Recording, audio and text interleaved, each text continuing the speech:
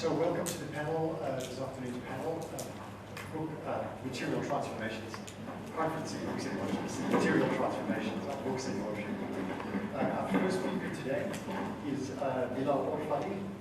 Bilal is an associate professor of Arabic studies at the American University of Beirut and previously held the M.S. Sophia Chair in Arabic Studies at the Ohio State University. His research is part of a rebirth of interest in philology in the field of classical Arabic literature. Imagining philology as more than the production of authoritative editions, it explores the dynamic literary culture that produced these texts, exploring the complex nexus of relations in the fields of Quranic studies, theology, Sufism, history, adab, philosophy, lexicography, and grammar. Thanks. Thank you. Please go ahead. Hello everyone, good afternoon. I also would like to thank the organizers, Sonia, of course Hala, and James. The research that I'm presenting today, my title is The Maqamat of al-Hamadani Manuscripts Collection and Early History. I presented on this in Berlin, in the US, and at the UK, and I always keep the title, but every time I talk about different aspects of the research. Because this is an ongoing research, it's a book project, and my publisher is here, Sonia, of course. Hopefully she won't change her mind after the presentation, because actually this is the first time that she hears this. So yeah, I'm disappointed. So, thank you again for inviting me. In the past, I've talked about the paratexts in the Maqamat, the titles and the commentaries associated with the Maqamat of al-Hamadani. I talked about new Maqamat that are discovered. I talked about the manuscript tradition and the different readings within the Maqamat. Today I will talk about how the Maqamat became a book. So it's books in motion. Modern readers encounter a book assuming that the author has played a vital role in its creation. They anticipate, well, rightly or wrongly, that the name prominently displayed on the cover has played an active role in the making of the book, i.e. drafting the text, dividing the work into sections, and arranging the contents. In some cases, they might imagine that the author selected the pictures, decided on the captions, and have chosen material features such as the typeface and paper. While readers know that editors and publishers often shape the final form of modern books in important ways, few would hesitate to affirm that the role of the author is central to the production of the modern book.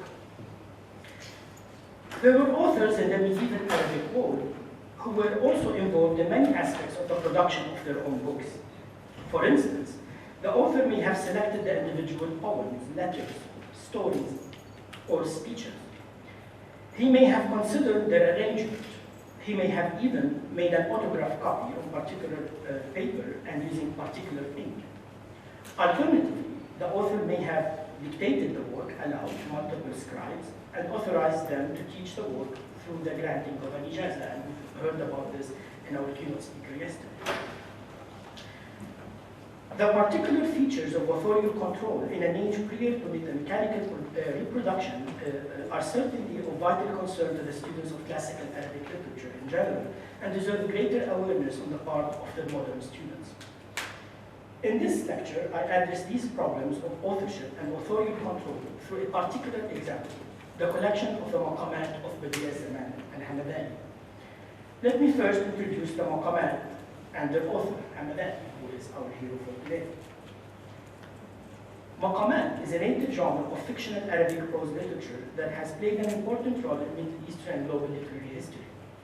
Invented in Arabic in the 4th, 10th century in eastern Iran, Maqamat are collections of picaresque tales that narrate the various adventures of a trickster's travels across cities of the medieval Islamic world. Casting the exploits and speech of its characters in flowery prose, Maqamat tales are often ironic, parodic, and darkly humorous tales which have proven themselves remarkably clever at capturing the attention of medieval audiences, modern readers, and critics. They often mock our aspects of the society and our knowledge and perception of literature, religion, science, and philosophy. Like the shape-shifting itinerant characters they portray, Maqamat works have exhibited a remarkable capacity to travel and transform. Works of the genre traversed linguistic, religious, and cultural boundaries, as writers composed maqamat collections in Persian, Hebrew, Syriac, Ottoman Turkish, and Hausa. Now, the first person ever to author a maqama was Badi' al-Zaman al-Hamdani, a scholar who would later be known during his life as the marvel of the age, Badi' al-Zaman, for his extraordinary eloquence and creative powers. Born in the year 1958 in the city of Hamadan in western Iran. He died early, he was 40 years old, and traveled across the eastern part of the Muslim world, never visited Baghdad, of course. But maqamat is the product of quotes, it's quote literature. The maqama form is made up of 5 narrative parts.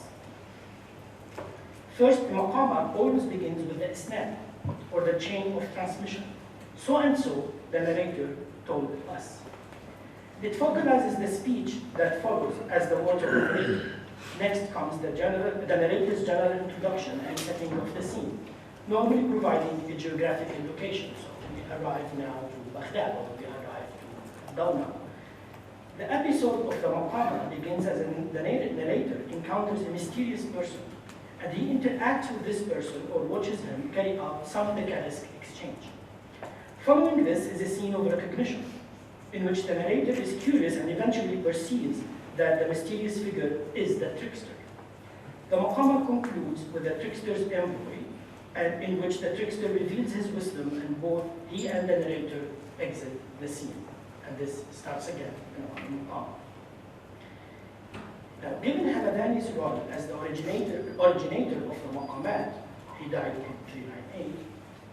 1008 Christian date. The maqamat of Badi' al-Zaman al-Hamadani has been the subject of a large number of articles and monographs in the field of Arabic literature. In spite of the recognized importance of Hamadani's maqamat, basic questions about the circumstances of the text's authorship, collection, and transmission remain to be answered. Indeed, it is still the regrettable common practice in studies of Hamadani's maqamat to refer to the seriously defective standard editions of the late 19th century, the best of which is prepared by the religious scholar Muhammad Abdu. And this is the edition of Muhammad Abdu, published in Beirut in the Catholic press. Abdu not only censored the text to meet the norms of a conservative Azhar audience, but also relied on later Ottoman manuscripts, riddled with errors.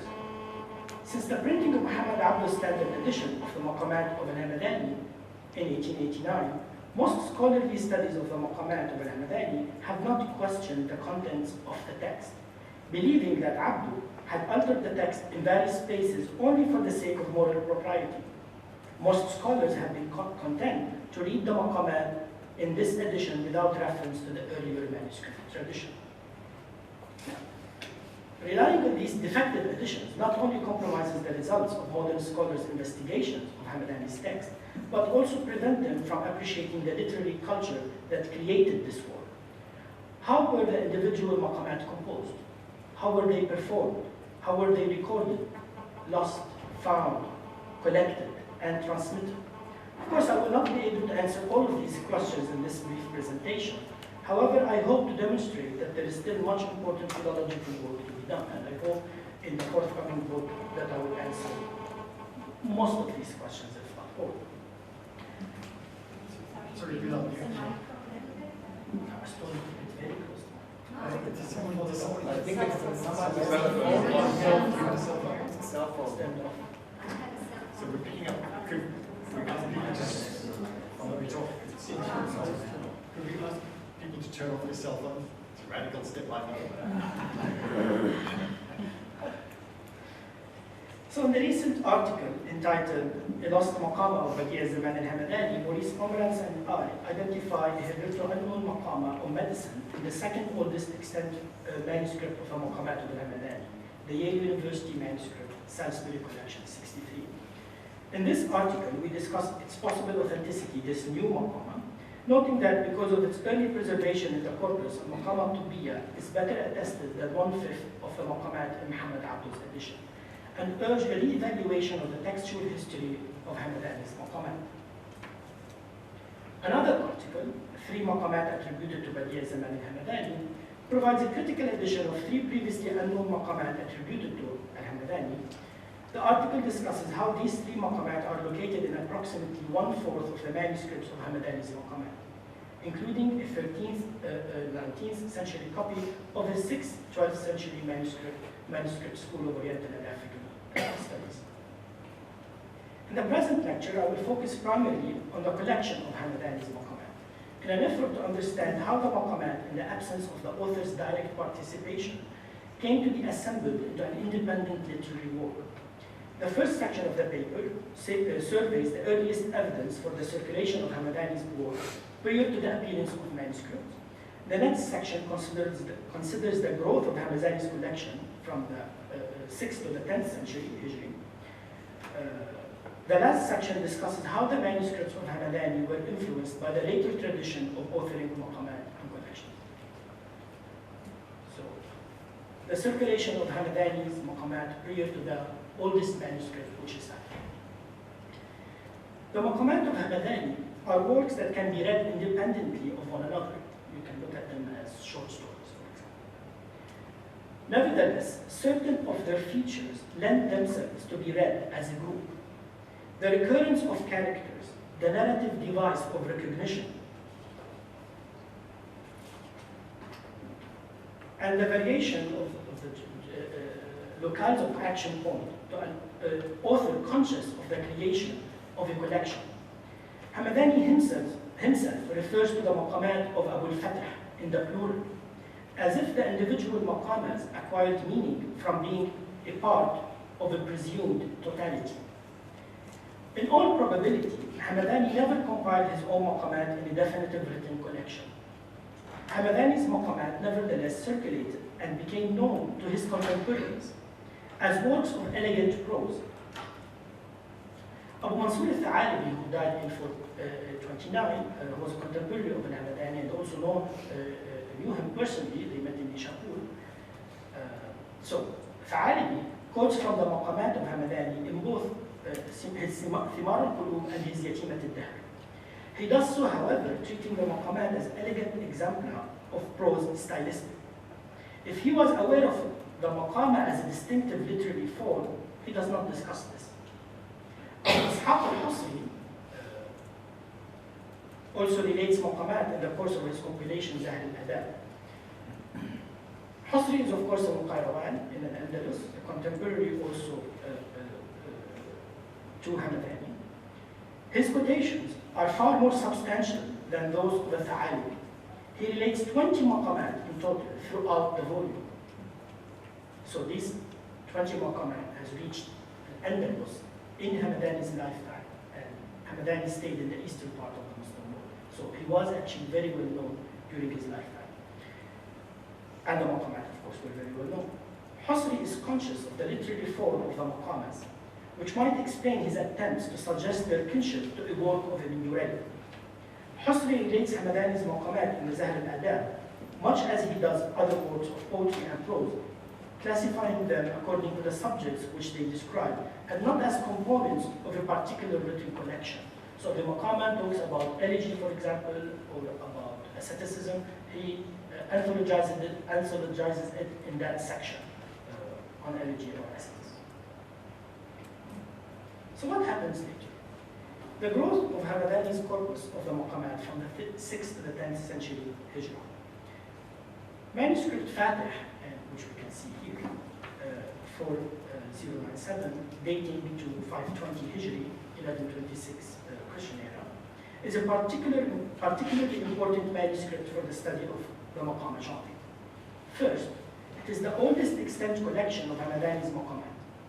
Second, it is bound with a collection of 10 maqamat of Ibn Naqiya, who died in 485 Hijri, 1092 Christian era. The latter collection, i.e. that of Ibn Naqiya, is distinctive because it is the first maqama collection we know of to have a written introduction which identifies its author and has the uniform hero that appears in all of the maqamat. Hamadani's maqamat actually do not have a uniform hero.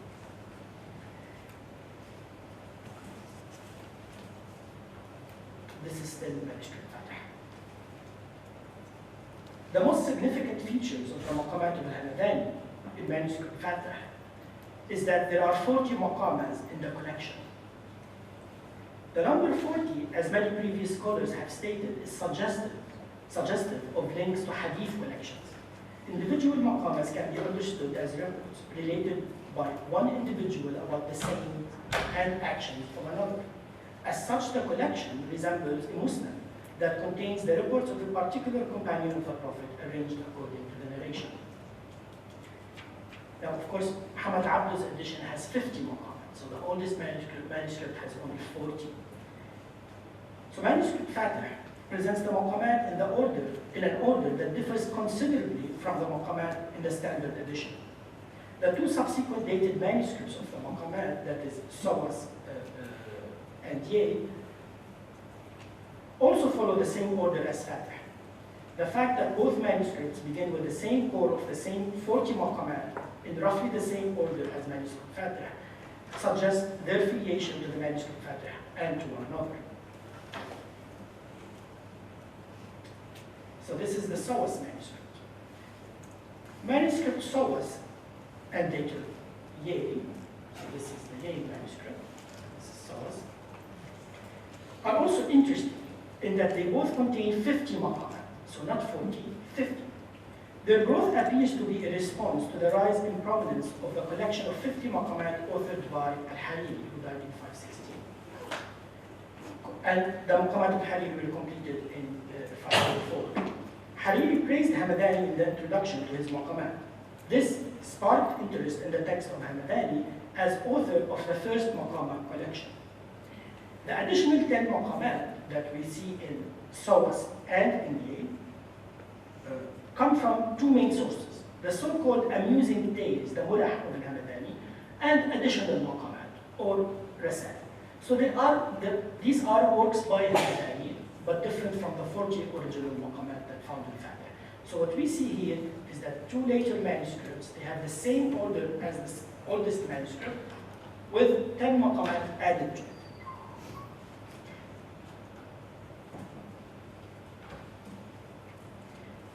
So these are, I think, 40 maqamat or 33, whatever I could fit in this monster here, and you're not supposed to read it, of course. But I want to show you what's happening here. So this is these are the oldest manuscripts. Then we have a collection of other middle manuscripts. I call them Iranian manuscripts because most of them are currently in Iran. And then the Ottoman manuscripts, most of them are in modern Turkey. And these have the same order. These follow almost also the same order with these three editions. And these have 10 more maqamat added. And the Ottoman manuscripts follow a completely different order from the beginning. It's a completely different family of manuscripts. So a large group of maqamat were added to the corpus in the 10th century: the Mirzaliya, Najibiyya, Khalafiyya, Nisaburiya, Ilmiya, Mulukiya, Sufriya, Sariya, Tamimiyya, and Khamriya. So these 10 maqamat. This group includes all of the so-called panegyric maqamat of Hamadani that Hamadani purportedly composed in 383 in celebration of the rule of Khalaf Muhammad. So I categorized the manuscripts of Al-Hamadani that I found so far, 45 or something like that, into 3 families. And this is based on the order of the maqamat, by the way, not on the individual readings. So the family A is the most heterogeneous. It includes the 5 oldest manuscripts, that is Fatih, Sawas, Yay, Aya Sophia, and Paris.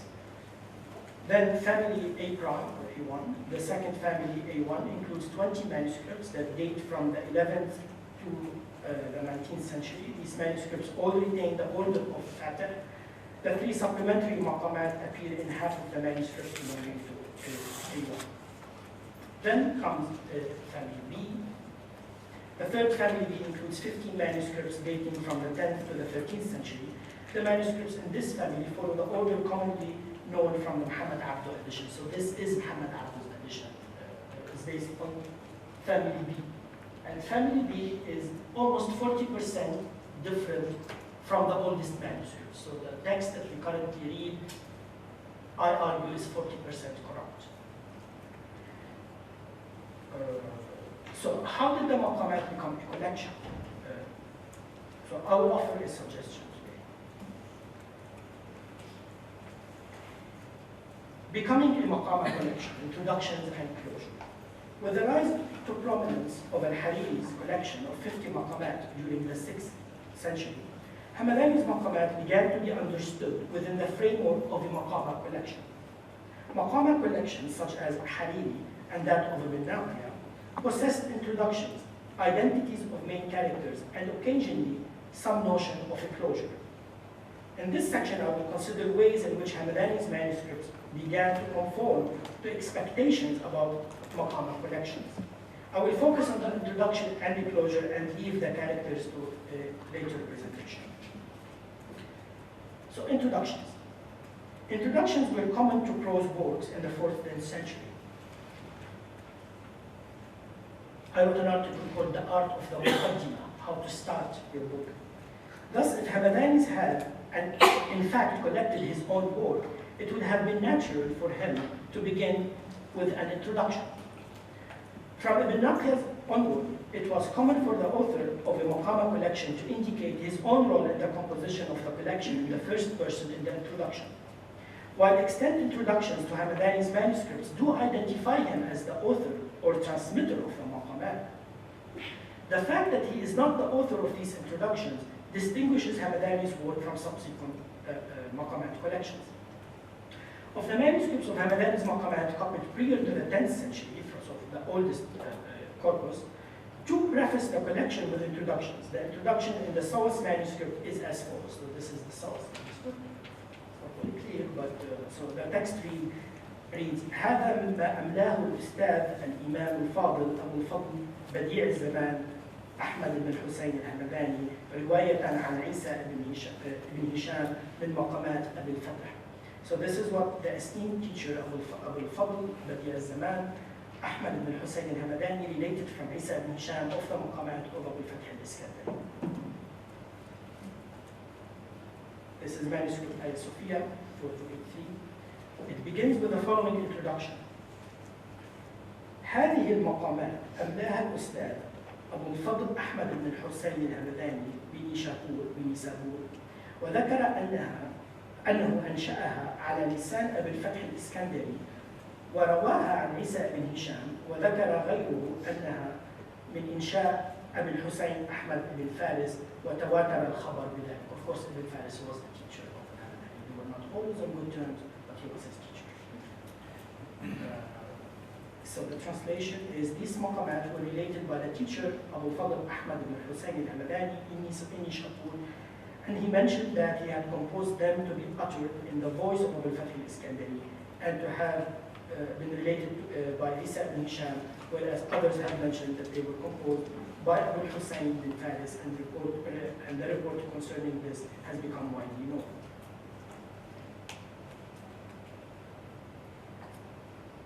The introduction to several later manuscripts of Hamadani's begin with an introduction which appears to draw upon the language of al-Husri and Ibn Sharaf al-Qayrawani in Masail al-Intiqal. These introductions, for example, state that this is one example from manuscript in Istanbul, of course in Sulaymaniya now. So, Badi al-Zaman forged Zawara maqamas which he composed badihatan extemporaneously at the close of his literary sessions, which he would attribute their narration to a storyteller he called Isa ibn Hisham, who had heard them from an eloquent man named Abu al-Fatah al-Iskandari. So, the closure of the corpus. The collection of 40 maqamat found in Fatih is the oldest form in which we know the maqamat of the Hamadani. And in some sense, the number 40, because of its association with collections of hadith, would seem to be a plausible end to a maqamat collection. However, because of Hamadani's famed boast that he had authored more than 400 maqamat made in the course of his famed literary contest with Abu Bakr al-Khawarizmi, Both medieval and modern scholars believe that the corpus of Hamadani's maqamat was an open corpus. So he claims to have composed 400. That is, there was no one definitive collection of Hamadani's maqamat, and that the majority of his maqamat had not reached later readers. The title page of manuscript Fatih here preserves a marginal note.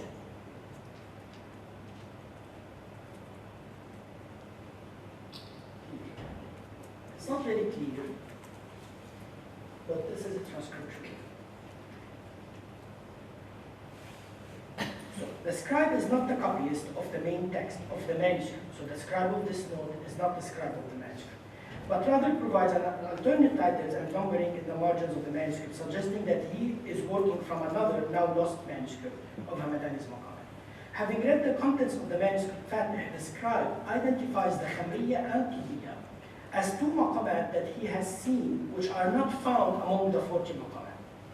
So he says, رأيت له مقامتين ليستا هنا إحداهما خمرية وأولها اتفق لي في عنفوان الشديدة والأخرى طبية أولها عنني الاجتياز ببلاد الأهواز وعدة المقامات 400 قاله مصنفها والثعالب. So I have seen two other maqamat belonging to him, meaning Hamadan. The first is the Khamriya, which begins with, it happened to me in the flush of youth. And the second is the Tubiya, which begins with, I happened to pass through the lands of Ahwaz. There are 400 maqamat, as both their author and the Tha'alibi assert. As we have shown in our recent article, the Tubiya is found in the Yale manuscript, the second oldest manuscript, while the Khamriya does not appear until manuscript Cambridge, dating to 964 Hijri. So attempts to close Hamadani's text do not seem to have been definite. In the 6th century, the corpus of Hamadani's maqamat, as the manuscript Yale and Sawas seem to have grown to include 50 maqamat in the 6th century, it seems that Hamadani's collections grew in size to 50 maqamat, mainly in response to the existence of Hariri's collection of 50 maqamat. So my conclusion. Thus we can see that the maqamat of Hariri fundamentally differs from the maqamat of Hamadani in that it was authored as a collection. In the introduction to the work, Hariri states his claim to his authorship of the entire work. He publicly affirmed his authorship of the work through the first public edition of the work in Baghdad, upon his completion of the 50 maqamat in 504. Moreover, the text of Hariri itself provides a sort of a narrative closure. Hariri's 50th maqama, the last maqama, the Basriya, discusses the repentance, tawbah, of the hero Abu Zayd al-Saruji, providing a definitive conclusion to the whole. The hero finished his career in the home city of the author, and the collection came to an end. By contrast, Hamadani's maqamat remained open for many centuries following his death. In the manuscript Sawas, we find the expression, this is the end of what we have found of the maqamat. هذا آخر ما وجدناه من المقامات. As if the scribe were cognizant of the fact that more could be found. For an author who had composed 400 maqamat, the possibility seemingly remained for further additions of new maqamas. So Hamadani has gone down in history as the creator of the maqama genre. Yet, I argue, he does not appear to have been the inventor of the maqamat collection. As this lecture is suggesting, ideas about maqamat collections that emerged after Hamadani's lifetime shaped his literary legacy in significant ways. Thus, the maqamat of the author known as the wonder of the age during his own lifetime could be read by subsequent generations. Thank you.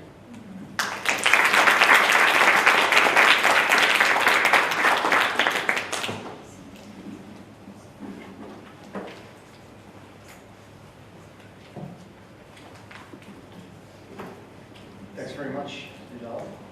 Our next speaker is Hala Aouji. Hala is an assistant professor of Islamic art history here at the American University of Beirut. Her book, Printing Arab Modernity, Visual Culture and the American Press in 19th Century Beirut, is in press at the moment, shortly to appear with Britain. The book presents printed books as important sites for visual, material, and cultural analysis in 19th century Beirut during a time of an emerging Arab modernity. Her research on Arabic and Islamic book production has been supported with grants and awards from numerous institutions, including the Middle East Studies Association, the College Art Association, and the Historians of Islamic Art Association. Thank you very much, Rico, for the introduction. And I know everybody's thinking we organize this, but as one of the organizers, I want to thank my colleagues for making this collaboration a breeze over the past year. As some of you may know, working on such a project usually results in a lot of battles, but in this case, it was not at all. It was very, very easy, and thank you. This paper explores the visual and organizational dimensions of varied editions of classical Arabic literary works, such as Maqamat al-Hariri and Diwan al-Mutanabbi, that were printed at numerous private and state-funded presses in urban centers of the Ottoman and Qajar spheres between 1850 and the 1880s. The volumes examined today are ones that came off of presses in urban centers within the Ottoman sphere and nearby regions, such as Beirut and Cairo, as well as the Qajar cities of Tehran and Tabriz. Although, of course, there are many others. For instance, in Istanbul, Maqamat al-Jawa'ib also printed a number of these issues. But for the purposes of this particular paper, I'm going to focus on just a few regional examples.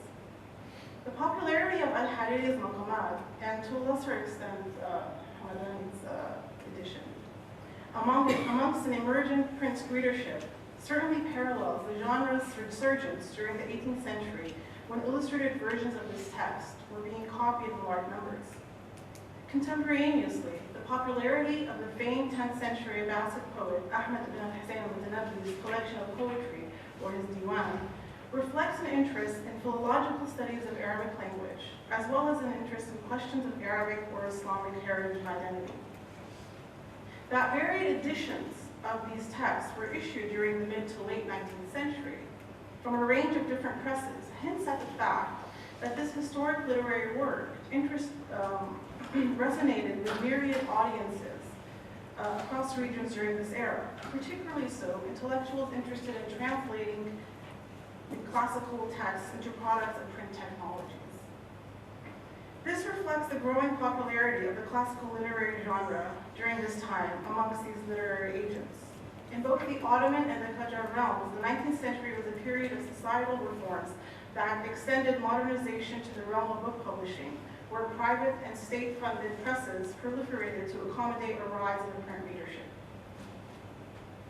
In his views on print capitalism, Benedict Anderson famously argued that the proliferation of printing presses and the resultant commodification of print fostered the emergence of national consciousness and views of collective identity.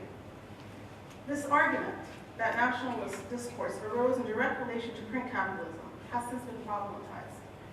Scholarship on this subject rightly questions the validity of an argument that emphasizes technological determinism at the expense of social impetus for change.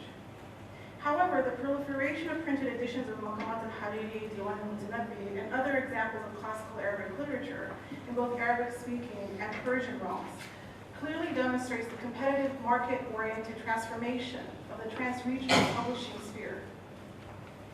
In the 19th century, the Ottoman and Qajar realms were notable for the overlap between printing and manuscript practices, with the former initially circulating in a market dominated by readers of the latter.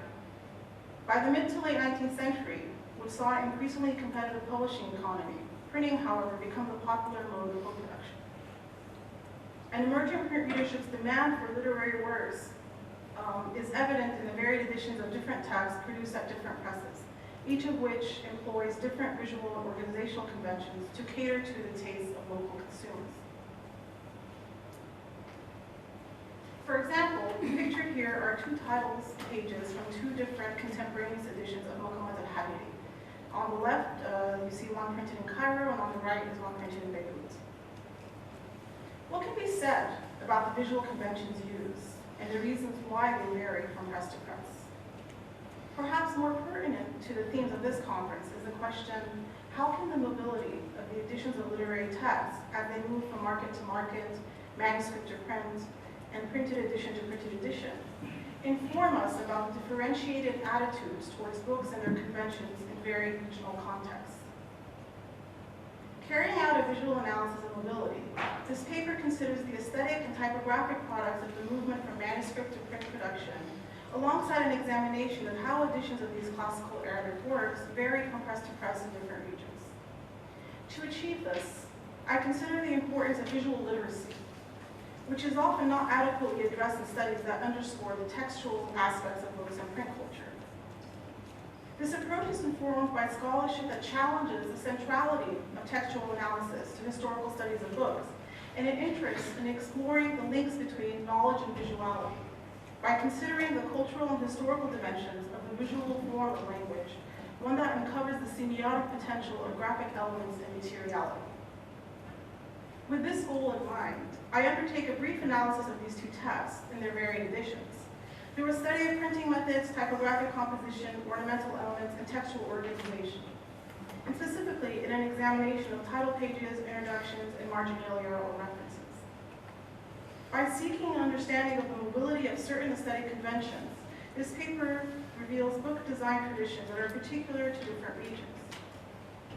In making sense of these visual choices, I argue that the lack of movement, if you will, is not informed by mere decorative prerogatives, but is indicative of the broader socio-political concerns of readers in different regional markets. Thus, these books and their graphic features are read as important markers of visual literacy within contemporaneous artistic and intellectual realms. As mentioned before, throughout the 19th century, printed books were circulating in a market that was for the most part dominated by scribal products. The printed works discussed in this paper were ones that emulated scribal traditions. When studying the layouts characteristic of this region and period, it is also evident, however, that inspirations were culled from myriad sources, both local and global. This, in turn, speaks to the truly experimental nature of printing at this time. This, for example, can be seen in the title pages of these publications.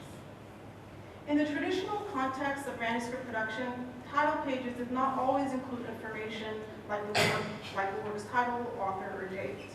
The contents of this page often varied and were frequently added to by owners after the book was commissioned. Book titles can be found in the headpiece of manuscript incipits on land pages or the title piece, which is usually a decorative panel or a page carrying the title of the work or label on a binding.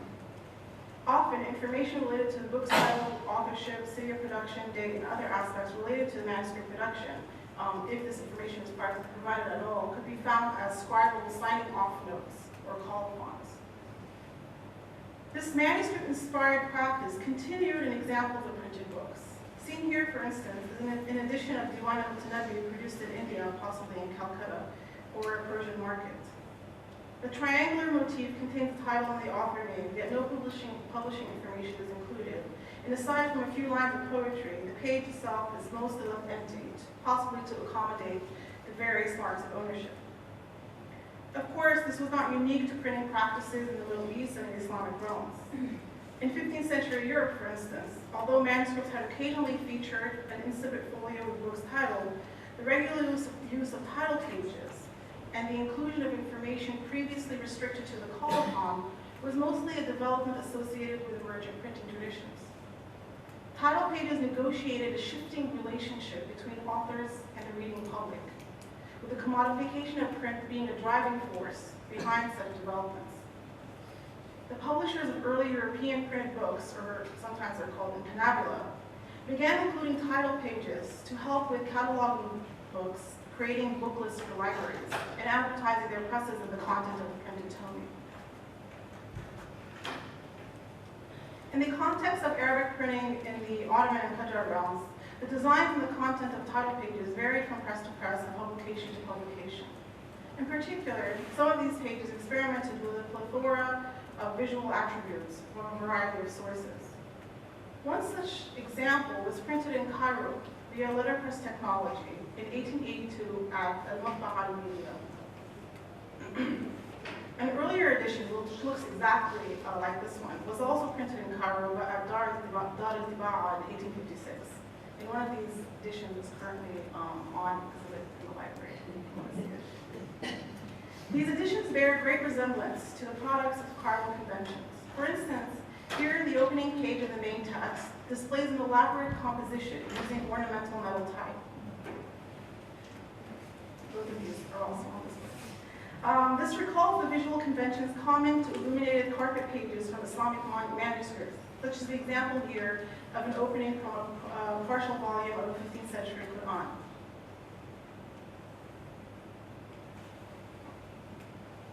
Here's the title page from another earlier edition printed via lithography and produced at the Abbas Mirza sponsored press at Tabriz in Iran sometime between 1856 and 1857.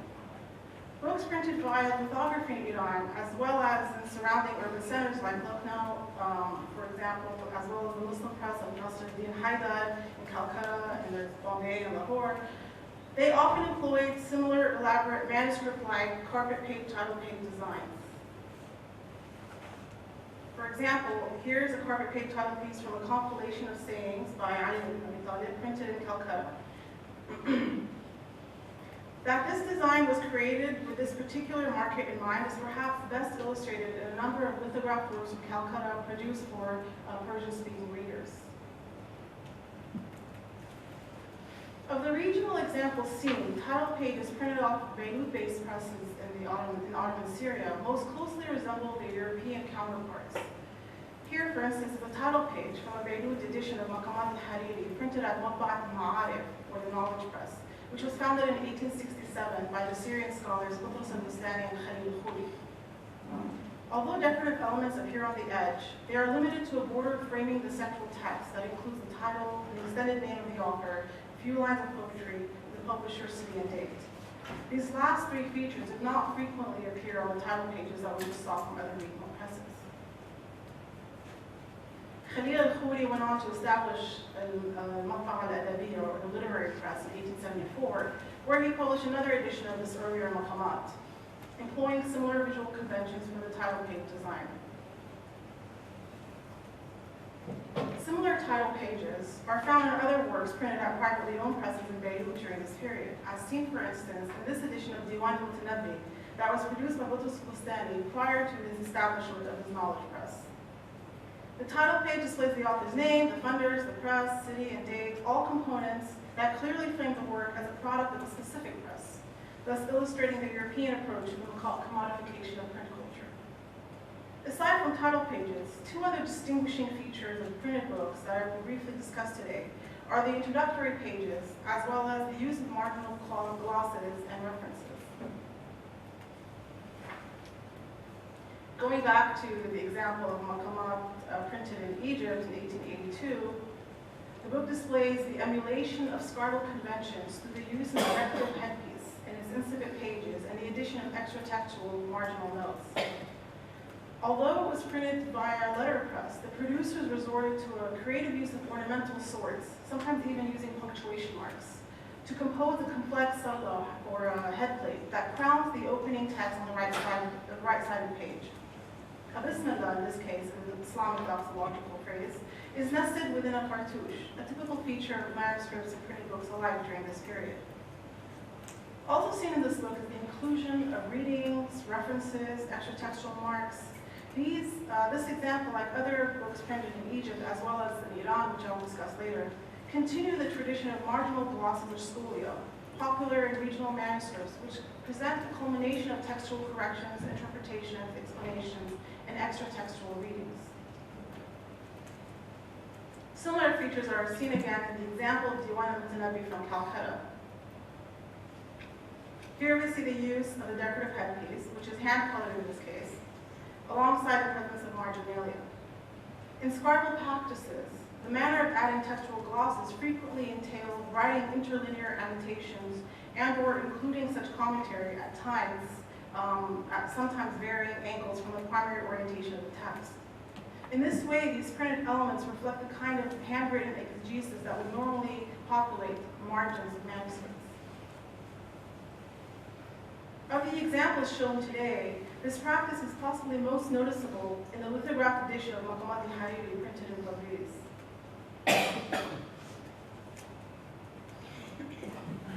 This particular work exhibits the intricate layers of writing created when multiple lines of marginal interpretation punctuate and interface with the body text, lending a somewhat unexpected visual dimension to the complexities of what you might even be able to call a Barthesian writerly text.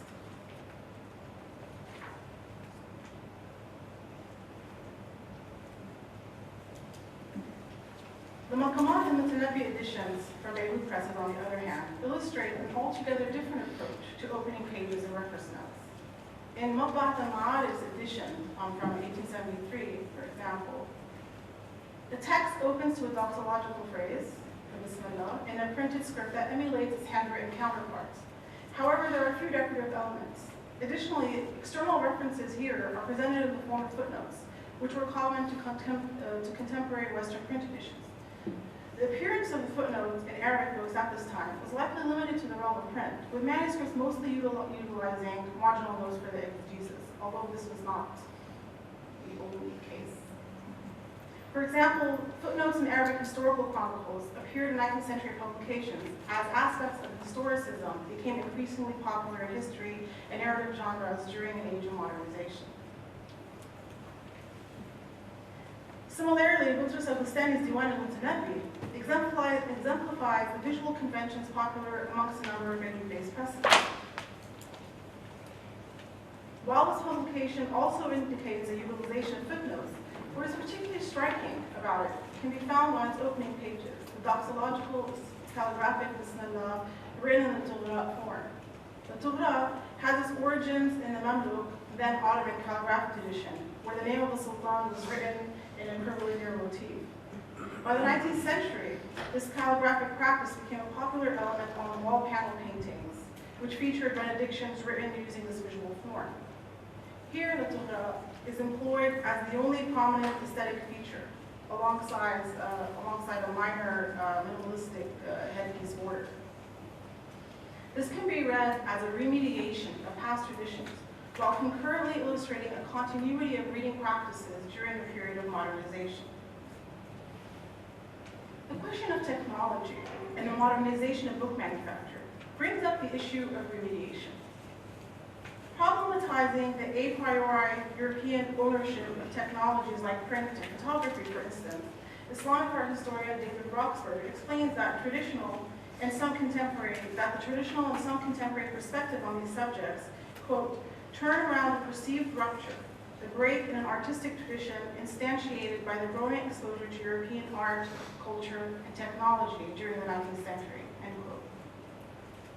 Roxburgh argues for a systematic study of examples from print culture and photography that considers the complex intersections of media and their remediation by looking into how such works were, quote, assimilated, remediated, and recast in the context of traditional customary artistic practice. Remediation, in this context, refers to, quote, the common understanding that successive media of representation always involve the mediation and refashioning of prior forms of media, end quote. In the case of the printed editions of Maqamat al-Hariri and Diwan al-Mutanabi that I briefly discussed today, it could be said that they continue to emulate the visual and calligraphic conventions found in their handwritten counterparts, while concurrently introducing alternative modes of textual organization and visual representation that were more in line with the technological changes in book production at the time. However, this does not adequately explain why some of the same texts printed at different regional presses were aesthetically and organizationally distinct from each other, at least in the mid to late 19th century during this period of transition from script to print. Some scholars, such as O.P. Sheglova, argued that specific regions, like Qajar Iran for instance, had, quote, a traditional attachment to calligraphy, end quote. She explains that with the graphic printing, where a hand-produced page layout can be directly transferred onto the printing stone, was thus more popular in regions like Iran and India. As a result, books coming off of the graphic presses in the region demonstrated more calligraphic fluidity, finer details, and more elaborate ornamentation than their letterpress printed equivalents, which had to rely on the use of rigid metal type and preset grids, the latter necessary for establishing the locations of margins of body text.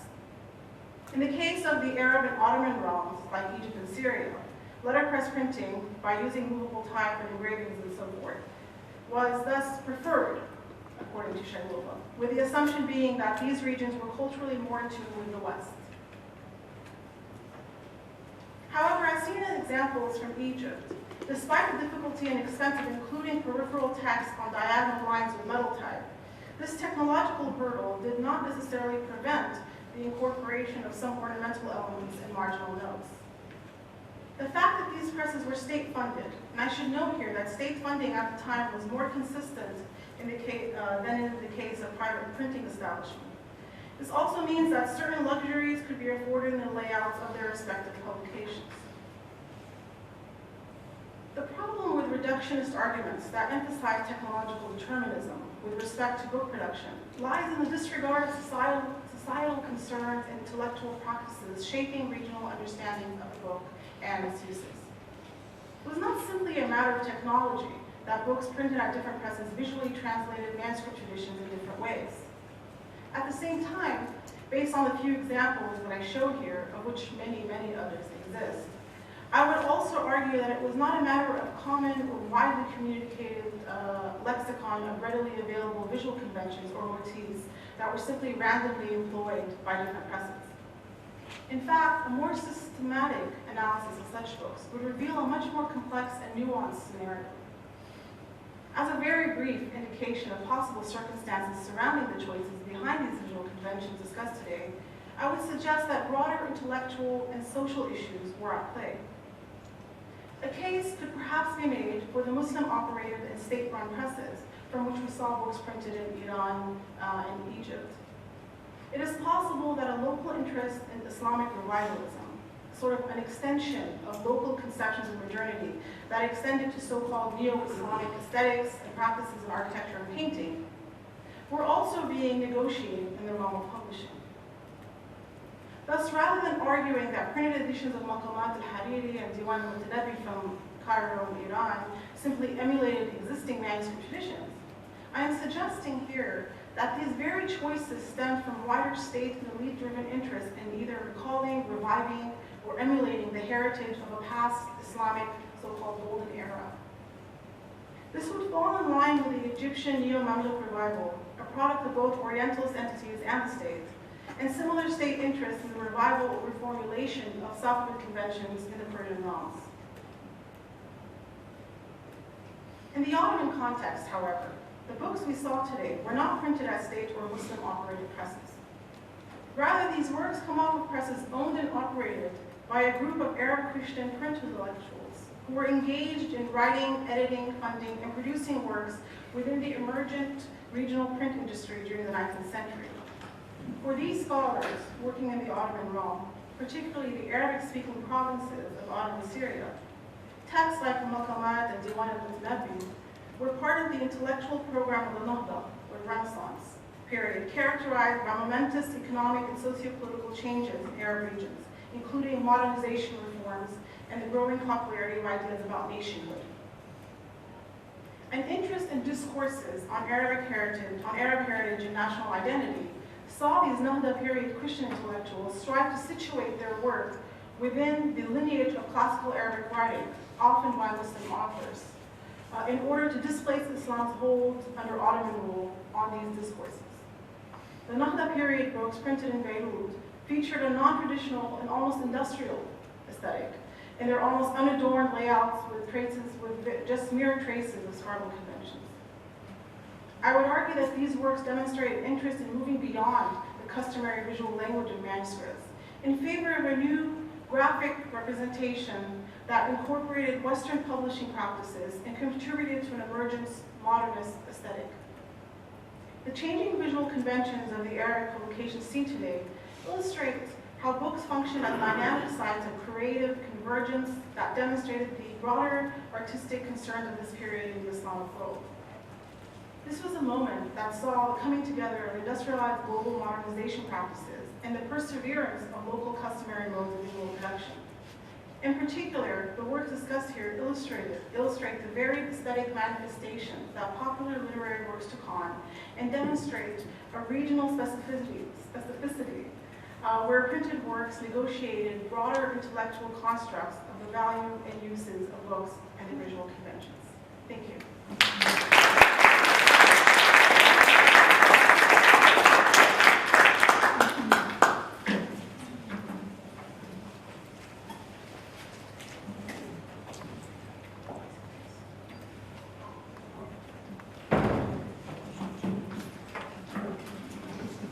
Thank you, Hala. I'll introduce Catherine while she's looking for her folder. So Catherine Schwartz is an Arabist and a historian of the modern Middle East. Her current research focuses on the political economy, professionalization, and intellectual history of textual production in late 19th century Cairo. Catherine is a postdoctoral fellow for the Digital Library of the Eastern Mediterranean at Harvard University. She holds a BA in Arabic and Middle Eastern Studies from King's College, University of Cambridge, and a PhD in History and Middle Eastern Studies from Harvard University. The title of her doctoral dissertation is Meaningful Mediums, a material and intellectual history of manuscript and print production in 19th century Ottoman Cairo. Thank you. Thanks for that introduction. I'll join the chorus in thanking Hala, Sonia, and Jen for organizing this brilliant conference. So I will move us now to the realm of commerce. Today I'll center my remarks on an understudied site of mobility, the movement of text from handwriting to print. At the material level, this topic has been approached through typesetters' copies of manuscripts by Jan-Just Wittkamp. In fact, this is an image stolen from him, where he shows how a typesetter has marked up a manuscript to convert it to print in a very excellent paper. But I won't speak of this shift today, but rather I wish to explore how private printers from Cairo in the third quarter of the 19th century brokered this transformation structurally. That is to say, how the process of converting manuscripts to printings worked at the transactional level, since these arrangements help to explain how many of the sources we have today came to be created.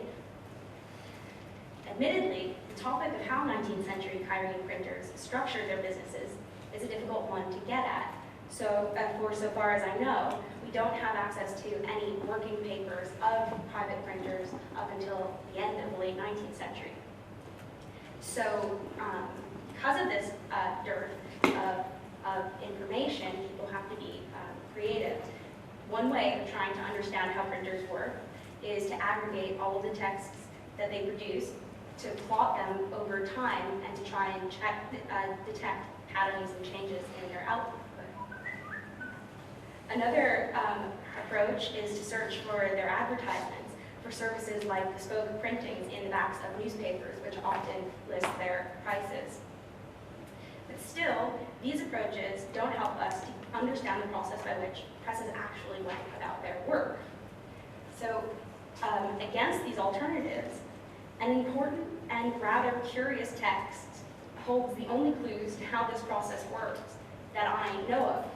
So today, I'll rely on the microhistory offered by this text for insight into how moving text from manuscript to print actually worked at a private press.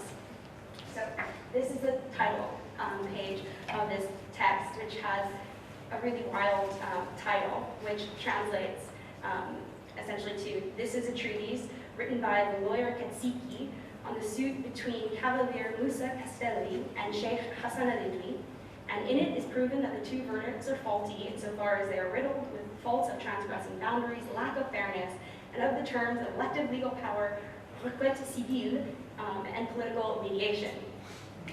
Now, believe it or not, this text is actually one on commissioning.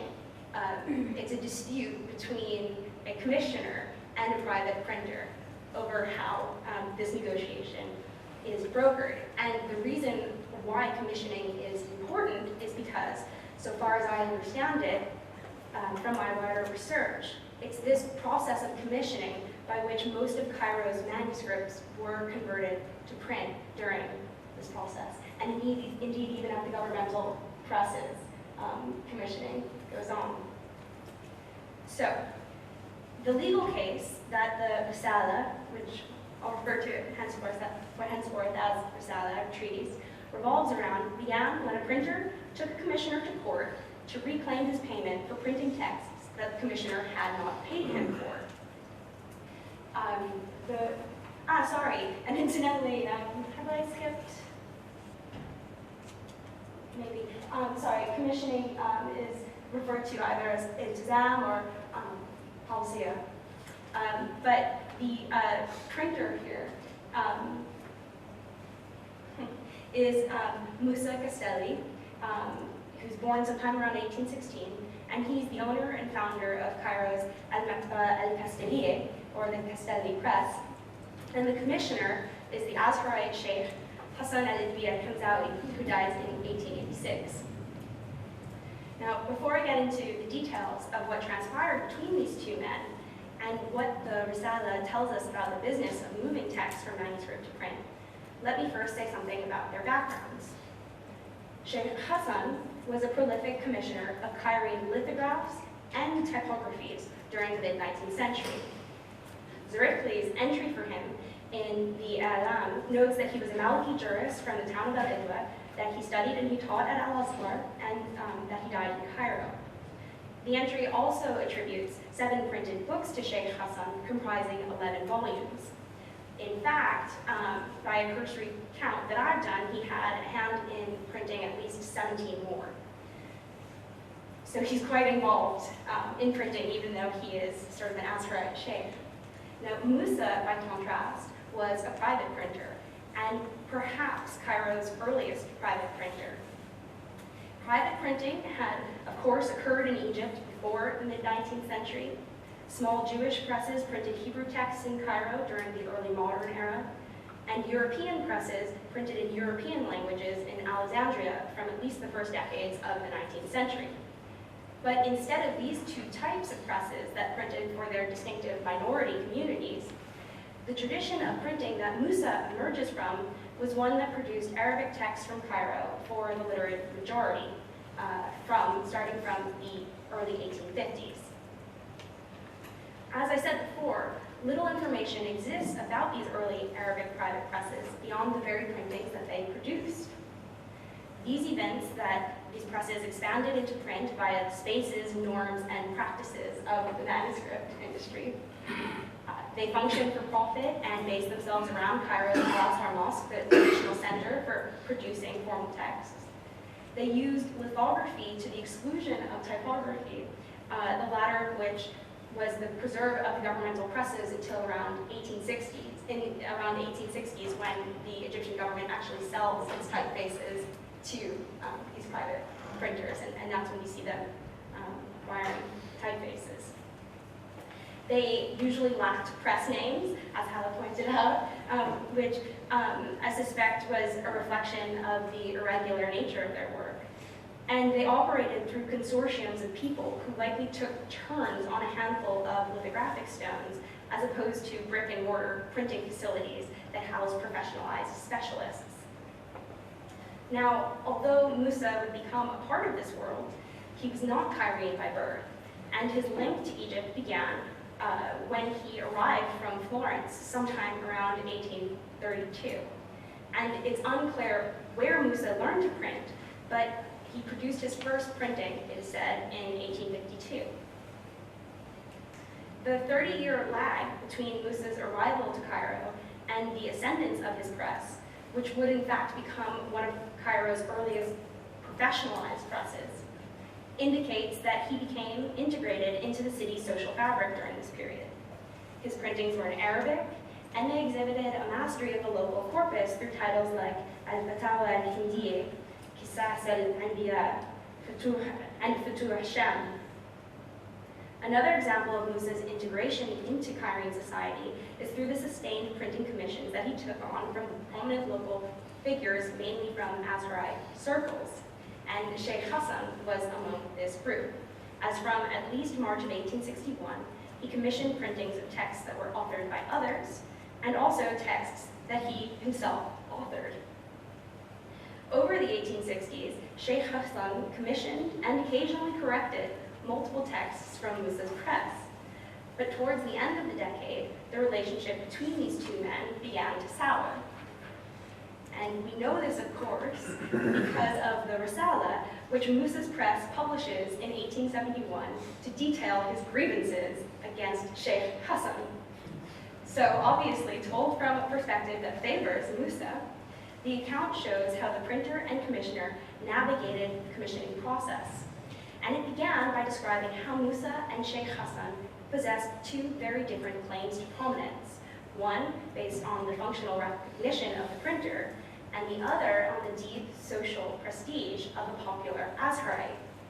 Musa, it tells us, had, quote, become famous in the land of Egypt and beyond in the countries of Europe through his books which were not known there before this era, except for a little.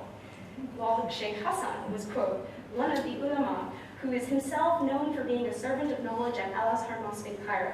He is a man of high station and he has a rank and standing among the prominent and the public, because he is one of the few ulama who speak at the minbars of mosques in the presence of Muslims. Therefore, he became a possessor of reverence and dignity among them.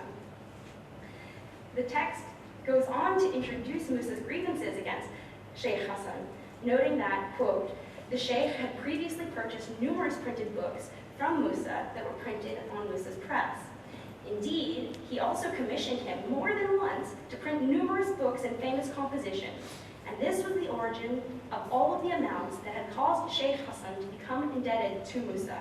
However, the Sheikh was not interested in paying back what was owed of him. So begins this fascinating text that blends topics, as you can see from the title, ranging from legal history to the development of civil society. If you think about the fact that here's somebody who's this printer who's not getting his way in court, and so he's going to take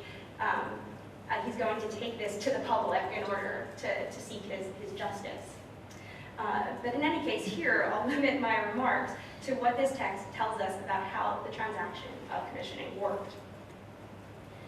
Now, as indicated by the passage, Sheikh Hassan's indebtedness to Musa was complex because the men continued conducting business together throughout the 1860s despite Sheikh Hassan's outstanding bills. They came to an arrangement that included Sheikh Hassan transferring land to Musa and issuing bond notes to him in exchange for the continued printing of books. The costliness and speculative nature of the printing industry therefore linked it to other economic sectors like land ownership and banking. And costly it was. I really can't emphasize this point enough. Even adjusting for these installments that Sheikh Hassan was paying to Musa, Musa still claims that Sheikh Hassan owed him 2,564 Egyptian pounds. And to get a sense of the value, an English guidebook from 1875, so 4 years later, notes that 1 Egyptian pound equaled approximately 97.5 kirsch or piastres, with 1 dozen eggs commanding 5 to 6 kirsch, and a dragoman's daily wage fetching 5 to 7 kirsch. So to put it another way, for the amount that Sheikh Hassan owed Musa, Musa could have purchased the labor of 500,000 dragomen for one day, or 500,000 eggs. I mean, this is not a small sum. And of course, Musa very kindly itemizes this list, and he prints up all of these sort of contracts, and I've sort of moved over to a separate slide, the one that pertains to us, or the information that pertains to us. But Sheikh Hassan's alleged debt derived from a mere 6 titles that were in various stages of production. Of books already printed, he owed Musa over 175,000 kirsch, or Kitab Muslim ala al-Nawawi, 200 Egyptian pounds for 600 copies of Kitab al-Shifa, 60 Egyptian pounds for copies of Hashiyat al-Bujuri, and nearly 1,000 Egyptian pounds for Kitab Hadith al-Bukhari. Of books that Sheikh Hassan commissioned that were in the process of being printed, i.e. unfinished printings, he owed Musa, again, nearly 250,000 kirsch for Hashiyat Dasuki al-Shah al-Kabir on the expectation that this book would comprise approximately 400 choirs at the rate of 650 kirsch per choir, and 130,000 kirsch for Hashiyat Dasuki al-Asad, comprising approximately 200 choirs. So these two books that would be in the process of being printed, they are actually massive. Each choir it consists of 4 sheets of paper, which means 16 pages. So if you can imagine that there are 200 or 400 of them, these would have been multi-volume texts, and at that there would be 1,500 copies printed of each of them. So Musa sought to recoup Sheikh Hassan's debt from all of these printings, but his legal case was sparked by those last two Dasuki texts that were in the process of being printed. And the reason for this was because the upfront costs of these books were built upon approximations. It was impossible to predict exactly how many printed choirs would correspond to a manuscript text. Therefore, a commissioner at Musa's press would agree to pay the press an advance for the estimated number of printed choirs that would result from converting a manuscript to print. This would be evened out once the printing was completed and the actual number of choirs produced became known, whereupon the commissioner then owed the printer an additional fee for each choir that was actually printed. Now, this is important, again, because we're talking about huge sums of money here. So because people couldn't say for sure how many choirs would be required in converting a manuscript to print, there was an enormous margin for error, and commissioners were assuming great risk. So, for the commissioning of the 1,500 copies each of these Dasuki books, Sheikh Hassan was promised by Musa that he would use particular typefaces and paper as agreed upon from an initial printed specimen called Urnique to produce texts that were promised to be void of errors. This implies then that to convert a manuscript to print, printers would create a sample page and get the commissioner's blessing on its appearance before moving ahead. In exchange, Sheikh Hassan was to provide Musa with the manuscript texts that were to be printed. He was also to pay Musa the upfront fee of 650 kirsch per printed choir approximated, which included the cost of materials like paper and also labor like printing and correcting. Moreover, Sheikh Hassan himself was to contribute to the printing 135 reams of molded paper. Finally, Sheikh Hassan would pay Musa an additional 180 kirsch per choir printed upon completion of the work. Now, these are the details that we have on how the transaction of commissioning a manuscript for print worked. The question that arises then is how representative was this arrangement at Musa's press for all of Cairo? My sense is that it was in fact quite representative. And there are a few reasons for this, but one of the more sort of intriguing ones is because this process of commissioning that Musa employs harkens back to the way that Cairenes commissioned manuscripts. Customarily, commissioners of manuscripts supplied copyists with the text that they wanted copied. Then the copyist and commissioner brokered the terms of the project. This required the commissioner to set their expectations for the end product, and the copyist to then bargain their wage accordingly. Once the copyist and commissioner struck their deal, they took a binding oath, Yamin Morales, to ensure the realization of their arrangement. And in the 1830s, the English Arabist Edward Lane observes this process for commissioning manuscripts, recording that for 3 Cairene piasters, one could order a choir of 20 pages, quarto size, with about 25 lines to a page in an ordinary hand, but more if in an elegant hand, and about double the sum if with vowel points.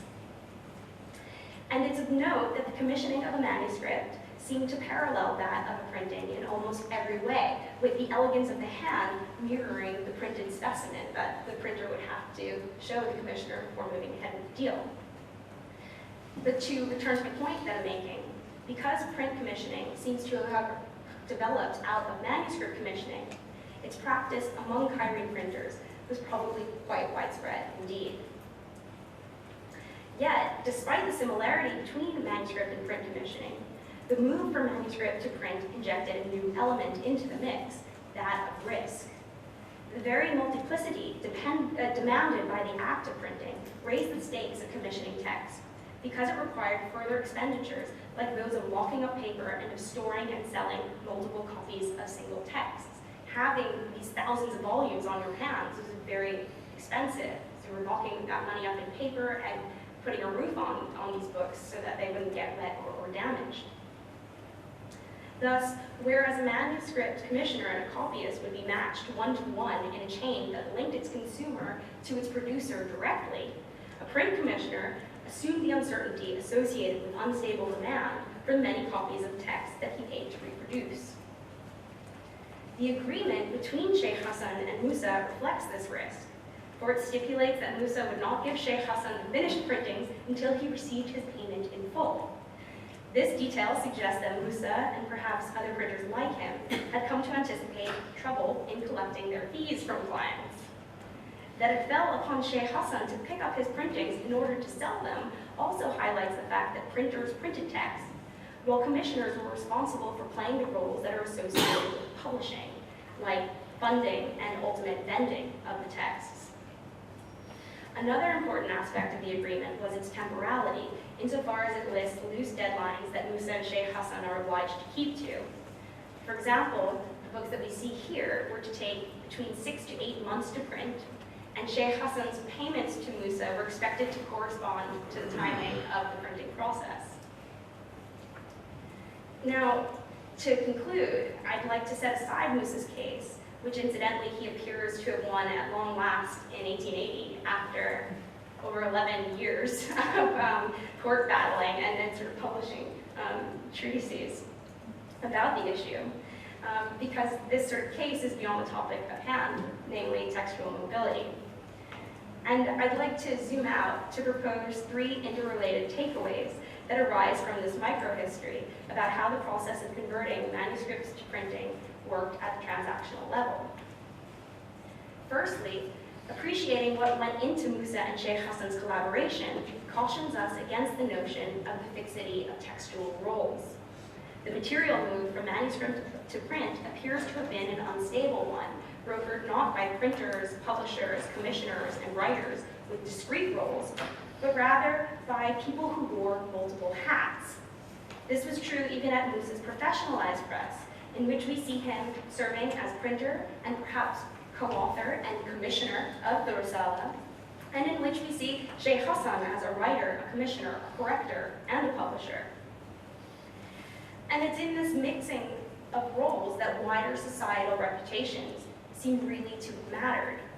For commissioning to have worked at Musa's press, for example, this Italian-born Jew had to be deemed trustworthy of carrying out an enormously expensive and speculative agreement. And for commissioning to be worthwhile for Sheikh Hassan had to feel confident that he was appreciated by the public as a popular intellectual whose texts would actually be purchased. The second point is that human agency played a decisive role in determining what got printed and what did not. It played an enormous role in determining the written record that we have when it comes to printed text. People had to decide what was worth the expense and effort of printing and selling in such a costly and speculative business. And beyond that, human relationships determined whether or not these projects would be carried out. It's no surprise here, for example, that the dispute between Musa and Sheikh Hassan left the 2 texts by Ad-Dasuki that Sheikh Hassan had wanted to print in manuscript form. They were never printed. And this leads me to my final point, being that the financial stakes of printing suggests that a main difference between a manuscript and printed text during this era was whether or not someone deemed a text to be worth the risk of having it printed. Printings did not come to fruition on account of their literary merit alone. First and foremost, they were business ventures, each of which reflects relationships, constraints, and a significant amount of investment and effort in order to be moved from manuscript to print. Thanks.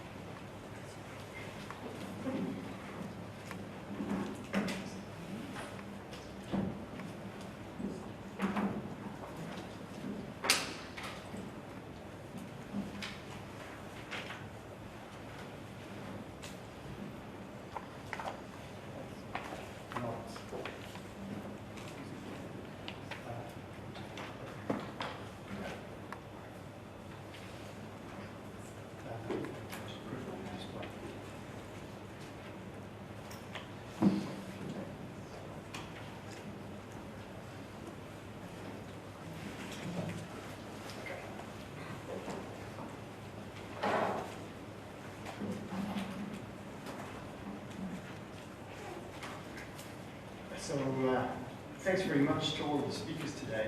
I have a brief response in my capacity as respondent, which I've entitled The View from Byzantium. Byzantine art brings with it an inbuilt problem, so to speak. What you're looking at over here is the Joshua Roll, a manuscript of the 10th century, so Byzantine production, the 10th century, now in the Vatican. To those of us who are art historians, perhaps the most striking thing about it is how classical it is. That is, it looks very reminiscent of art done during the Greco-Roman period of antiquity. And so actually, let me just back up just so that you get a chance to acclimatize your eyes to it.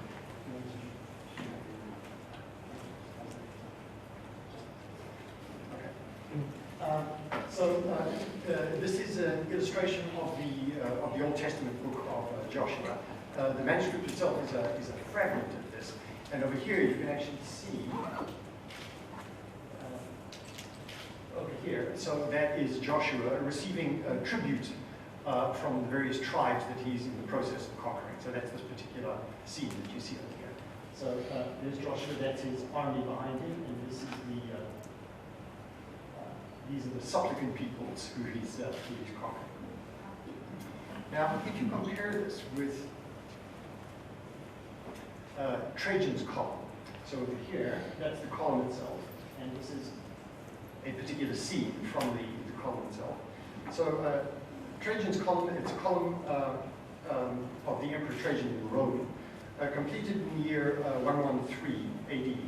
It narrates the exploits and victories of the Roman Emperor Trajan in the Dacian Wars. And often Trajan appears in the scenes, not all the time though. It's a continuous scroll, as you can see as it rolls up over here. And it shows all kinds of detail of what a military campaign in ancient Rome was like. So you can see people active, building fortifications, actively involved. You can see the Roman soldiers over here, crowds of people down over there. And so this in a sense is the epitome of what the classical look of Greco-Roman antiquity is all about. And the classical look, I'll say a little bit more about the Joshua Roll in just a second. So this classical look over here, actually, yes, that's what I want to do. I want to compare those two over there. And it may not be immediately obvious to you, but to those of us presenting those scenes look very, very similar, and I'll explain that in just a second. This similarity between them is particularly marked when one considers that between the 2nd century, so which is when the column was done, and the 10th century, which is when the Joshua Roll was done, we have the development of Byzantine art, which looks very much like this. So this is the scene that, this is the kind of style that one would most associate with Byzantine art. It's a mosaic panel that comes from the Church of Agios Dimitrios in Thessaloniki, a 6th century panel. And it shows the saint over here between two supplicants, or donors as they're sometimes called. Fairly large panel in mosaic.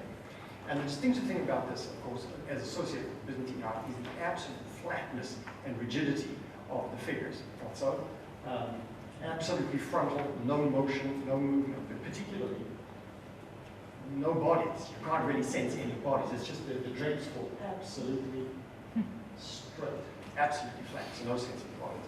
So now if you take that as the lingua franca of Byzantine art, I think you will see what I mean when I say that the Joshua Roll looks absolutely classical.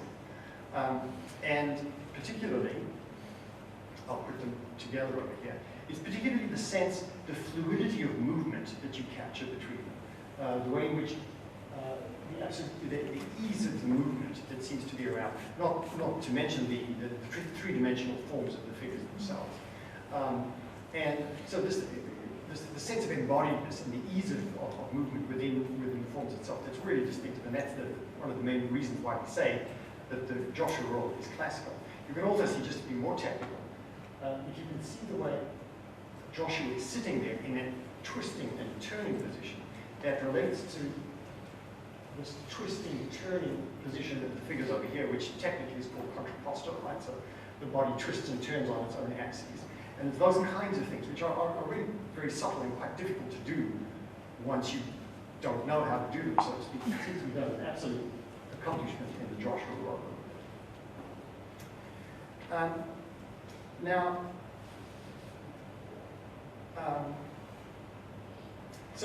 one of the vexing questions for art historians, the inbuilt problem that I just referred to, is how centuries after the demise of the classical forms, do Byzantine artists pick them up again with such ease and skill? What are the modes of transmission?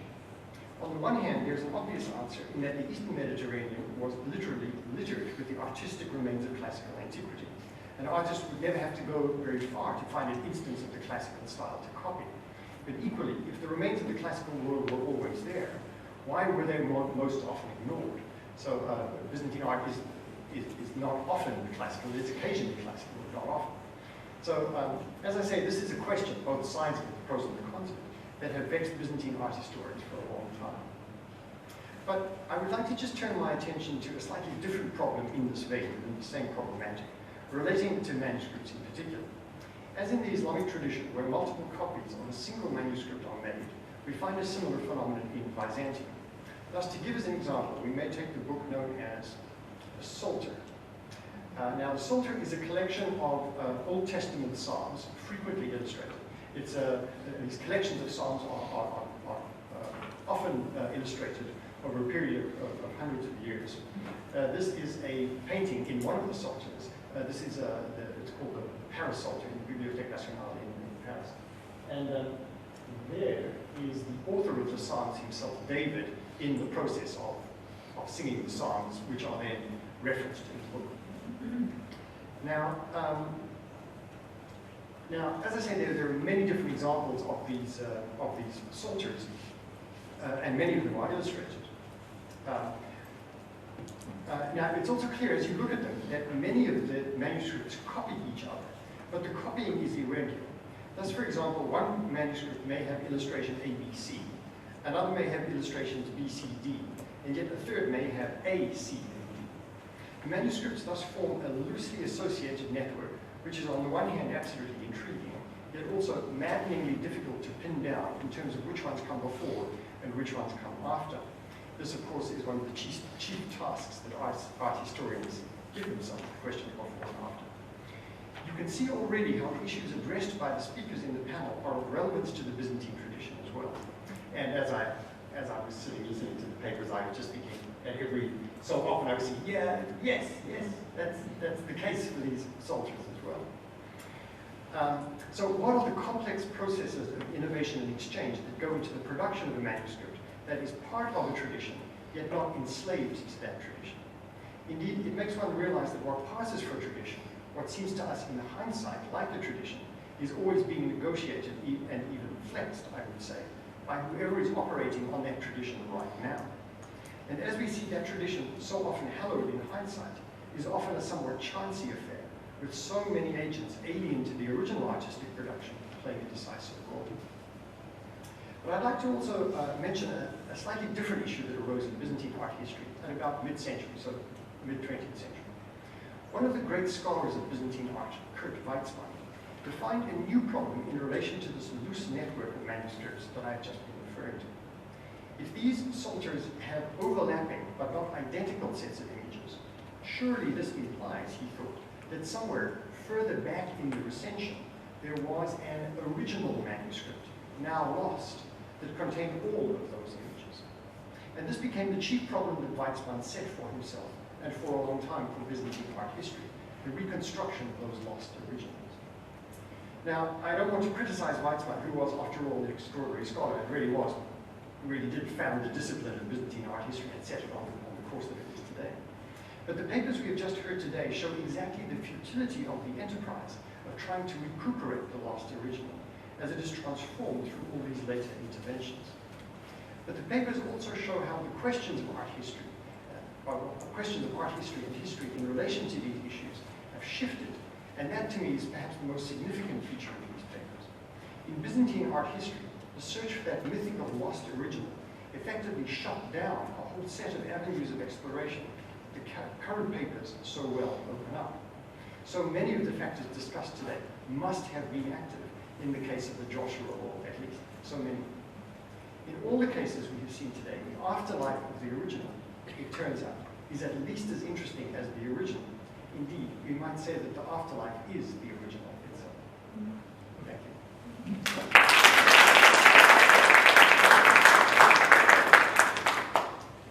And so with that, we can have some questions and discussion of the several papers. I think there's a microphone available.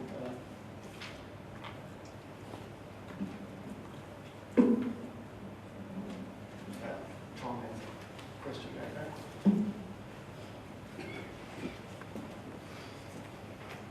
Thank you, and I just want to point out something that I find very amusing, that all four of you have shifted places and you've taken on now the identities of each other according to your name tags. So I find that very, so you've transformed yourselves here.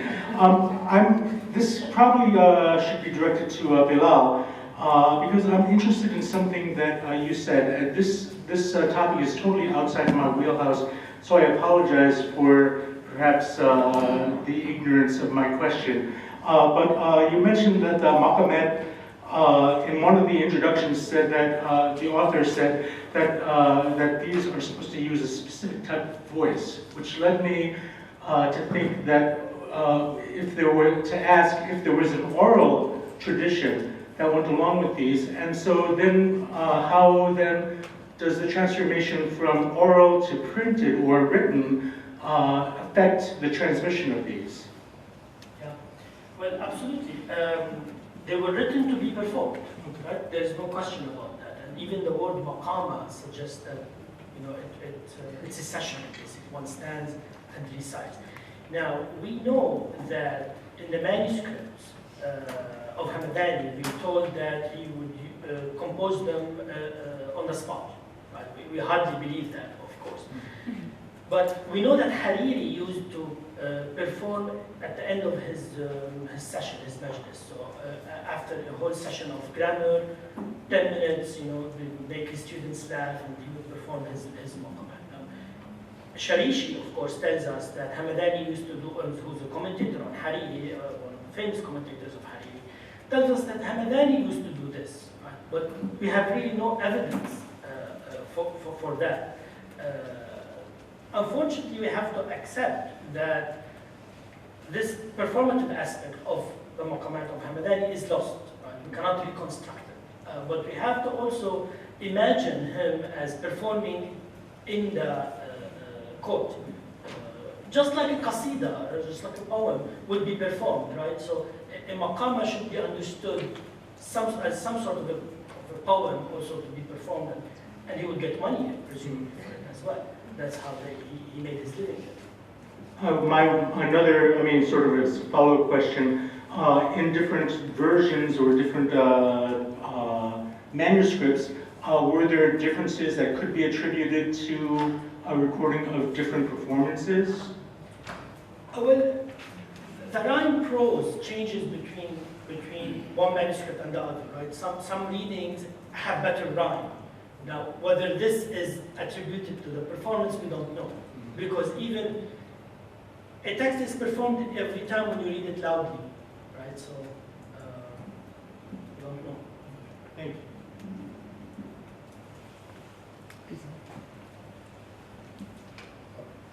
Actually, perhaps we'll take the one at the back. It seems like you hear it. Thank you. I have a question for Helen. And you spoke about two patterns for presenting manuscripts in print.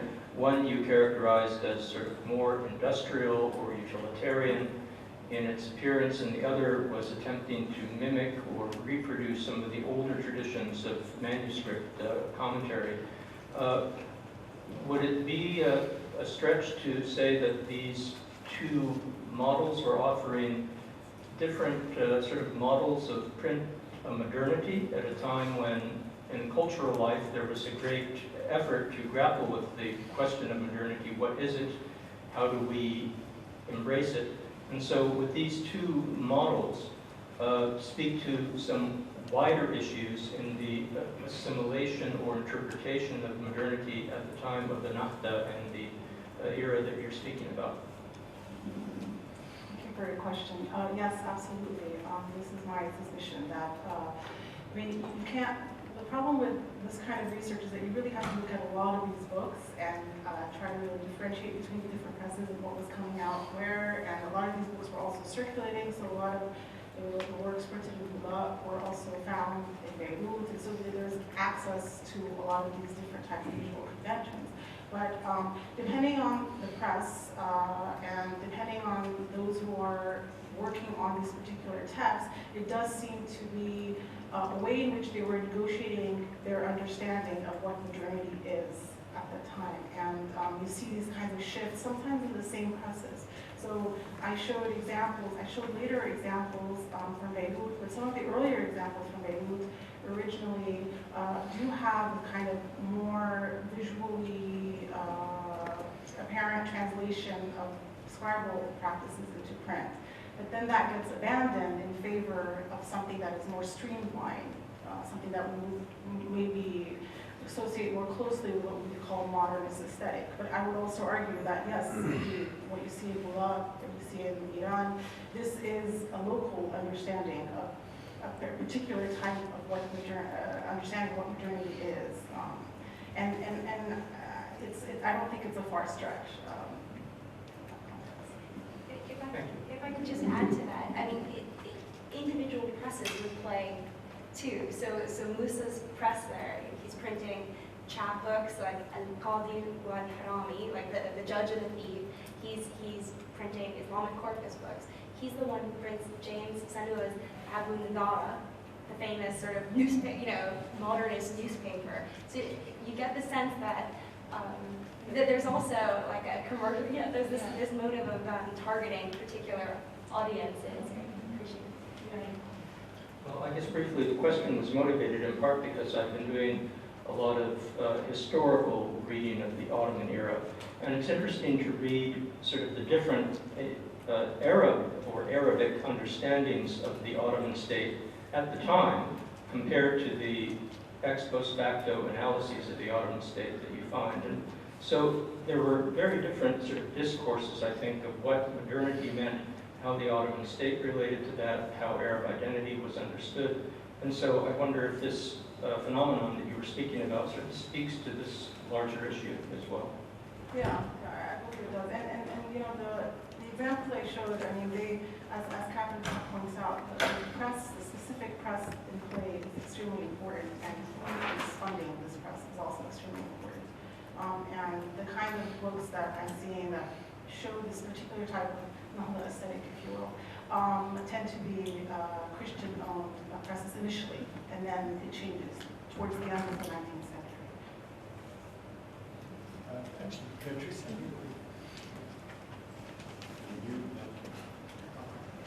Thank you. Yeah, two questions for Lila. The one thing is, so I have the sort of dubious phase from this Maqamat existing, as we know from history, to coming into book has some more light, being, strong on that, other than they end up in the collection, but not much time later. And also, what is, because the manuscripts vary, what is the major type of variation? And I can imagine three. Is it the variation in the formulation itself? Is it addition or lack of distinct maqamas? Or is it variation in the maqama sequence? And then the question for Catherine, very, very exciting shuffling in commercialism they're happening in Cairo. You've shown us with the price lists, I love price lists, they tell us so much about literature. Some of the book titles which seem to me rather religious staples. And, but then you also describe the battle that goes getting there. And it has reminded me a little bit of the early history of printing, which is, the grand narrative is by Oli Fab. He also describes first 100 years of great creativity, typing in error and printing in error, then a collapse of the market, and then starting again with books that that sold well, so these costly types could be paid for, such as a totally old-fashioned Latin grammar that was, I think, the best-selling book. Can you see a parallel to that, a move from creativity and entrepreneurism to a more streamlined and commercially driven process, or not?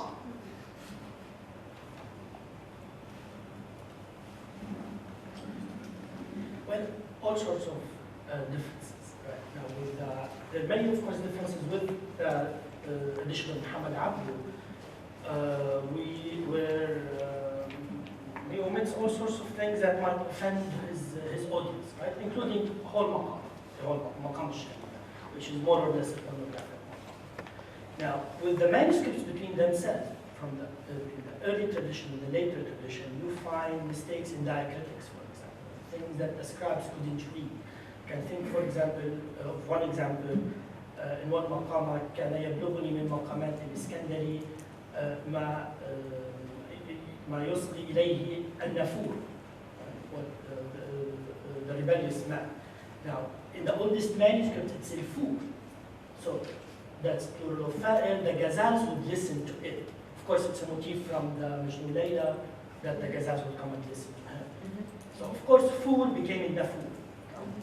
In the later tradition, the Ottoman tradition, it becomes nafur is hard to digest, so it becomes al-wa'l al-nafur, right?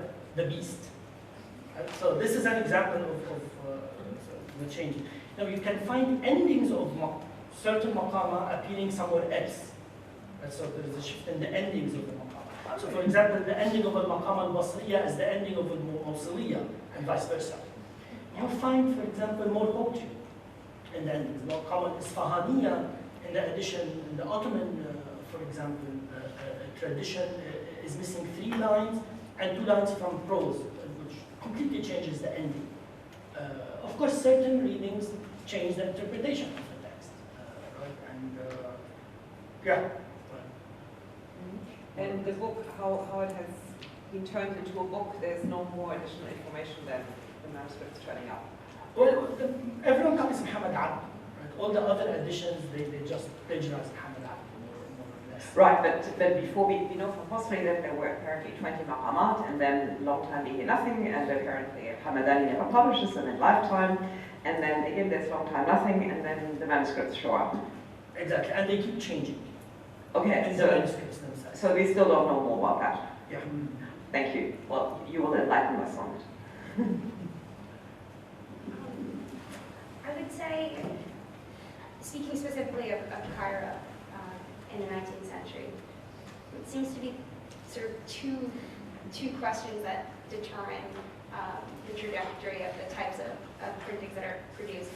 Firstly, who's doing it, and then also changing notions of what the idea of printing is. Developed totally separately within the Ottoman example. It's sort of considered to be a fine art form, which could be used to prevent texts that represent already a great society, to prevent these texts from sort of falling away to destruction. Whereas in Europe, in the 18th century, you see printing being associated with enlightened societies, being a marker of civilization. The Ottoman conception of printing from the very beginning, it says that printing, it enhances our already great society, and it sort of evolves from there. So in terms of Egypt, when it comes to the state prints what it likes, and often these are really functional, dry texts about veterinary sciences, for example, or engineering part 2, or even sort of lists of the horrible punishments that will await peasants if they sort of deviate from particular state standards of cultivation. Within the private sort of press that emerges, there's a real there's a real sense for a while that you print what you already know will be a bestseller. There's a real conservatism. You go back to the classics, not because you necessarily think that these are the things that ought to be printed, but because you don't want to take a risk on some unknown author on sort of this new thing. as these presses become more professionalized, start accruing their own wealth, they stop taking commissions, and they themselves start either printing their own newspapers, their own sort of people, or they'll begin to print authors, and these will be smaller texts. By contrast, the state, which then begins showing its printings in Europe at like universal expositions and things, and building the Hadibio library, the state all of a sudden takes it upon itself to sort of codify the Islamic canon through printing. And so it's in like the 1870s, 1880s that you get these vast printed editions of these canonical works. So different sort of things are happening very, very at the same different time. situations. So, Yeah. so the commercial printers become from being very commercial to then more diversified and enterprising. Right. So it's the other way around. Mm-hmm. Thank you. Actually, we have a question before we get to Prokop. Thank you very much. I have sort of a follow-up question to Jim Raleigh's, and it's also directed at Hannah, because I was struck by the frontispiece of the Diwan al-Mutanabbi from Calcutta, which carries a stamp from the Maktab al-Umumiyya of Khalil al-Khoury here in Beirut, and apparently ended up in the Wyman Library in Harvard.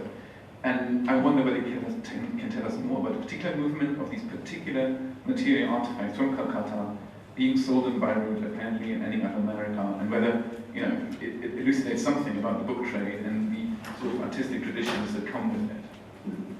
You mean the book trade during this particular period in the context of Khalil Khoury and Bahrain?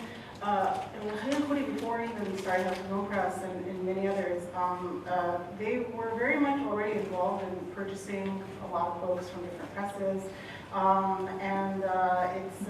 mean, how it ends up at the Widener, I'm assuming either missionaries or other ways of travel. I'm not entirely sure, but the thing is, in the context of Ottoman Syria, which is what I know most about, I know that at the earliest presses, which happened to also be missionary presses, there were a lot of collection and purchasing of texts from regional presses as they were setting up their own presses. So the mission here purchased a lot of books from Buddha.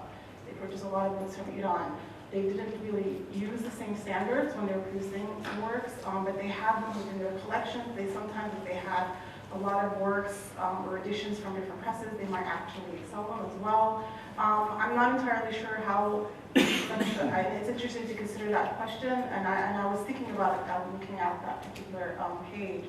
But this is what's really interesting about this, is that these texts are extremely widely circulating amongst these scholars, even before they decide to fund their own presses or start up their own presses. In the case of Khalil Khoury, he was in touch with the American press very early on when they started to develop their typeface, asking for an edition of their typeface to publish his own works. And I want to actually go to a point that Catherine brings up, and this idea of the transition from sort of entrepreneurial to a private presence. A lot of what I found with a lot of these Nahdal scholars, if you want to call them that, they had an idea about what they want to print before they set up their press.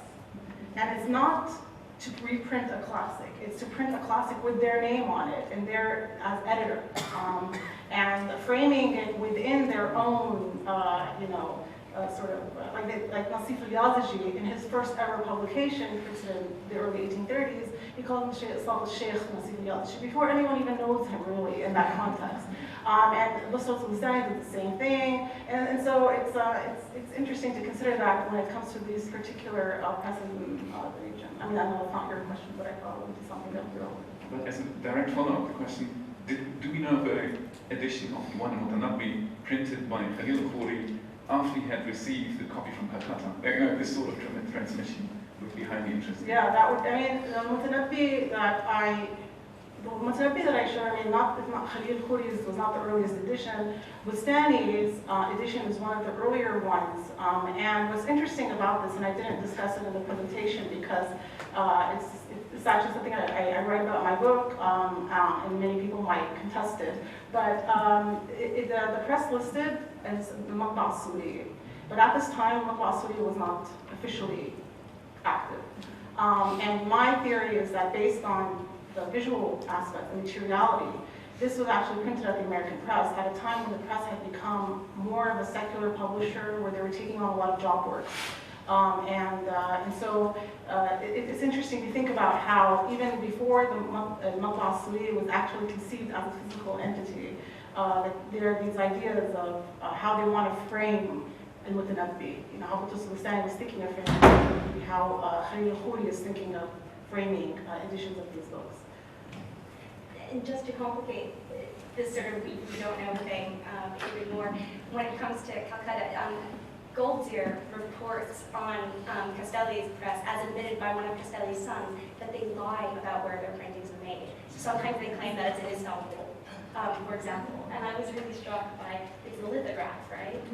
That looks very Egyptian to me, that lithograph. And I really, so I've seen instances where texts go to South Asia and the lithographer does a very good job of copying the format to sell there, because they are in fact printed there. But I also wouldn't be shocked if some of these dealers aren't saying that it's printed somewhere when it's not. No, it's a good point. I mean, I also, for the Calcutta edition, the one I saw, Widener I saw first, with the colored headpiece. But there's also an edition at the British Museum, the British Library, that is not colored. And there, the British Library, Widener doesn't provide the publisher. The British Library does. So but then, it could have been printed in Egypt. Right.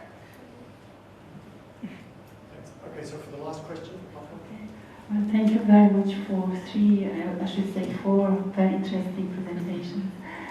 This question is for both Hala and Catherine. I think Catherine touched a little bit on this. I'm just curious whether you have thought or come across factors that could complicate or make the narrative, both with respect to the aesthetics of presentation or the commissioning and the audience, whether we would bring in the serialized press, I mean the magazines, the series, etc. Would that change the story? I mean, the reason why I'm asking this is that it seems that with the press and the magazines, you have a clearly modern audience. And therefore, maybe the back and forth between, emulating the manuscript tradition or the Western tradition could go either way, back and forth. So, do you see parallels? Do you see differences in terms of aesthetic presentation for Hala and in terms of commissioning and what gets published and who is addressed for Catherine? Well, I have begun looking at periodicals for their materiality very recently. It seems to be different. It doesn't seem to have anything to do with manuscript conventions when it comes to the aesthetics. There's a lot of experimentation in some of the earliest newspapers or journals. But in the case of the periodicals that appear in Beirut, they look very much like the printed books that are larger format books that appear in Beirut as well. I mean, I haven't done a lot of work on that yet, but it's something I'm not sure that's exactly the connection. I mean, I don't think there's that link anymore. It's not that visually evident, if you will. I would say that serialized press.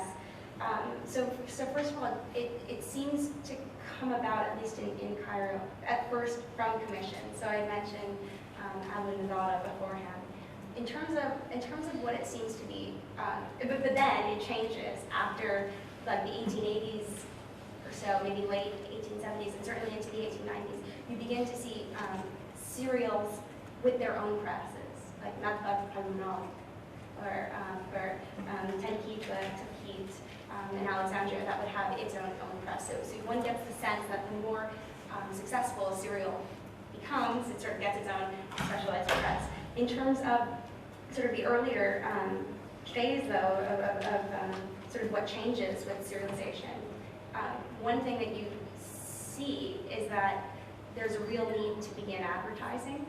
And sometimes the authors of these serials say things that are must be lies. Like, oh, there are at least 15,000 readers, of this. And sometimes, historians will take them at their word. In fact, like, no, that's probably just not possible at all.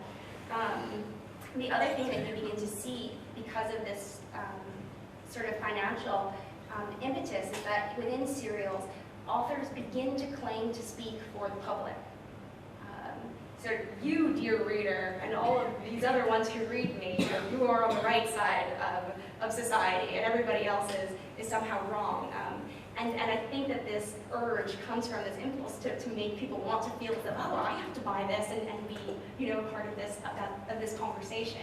And that's very much a departure from sort of the printed books and chapbooks which come beforehand. Okay, thank you very much. So thanks to all of our speakers.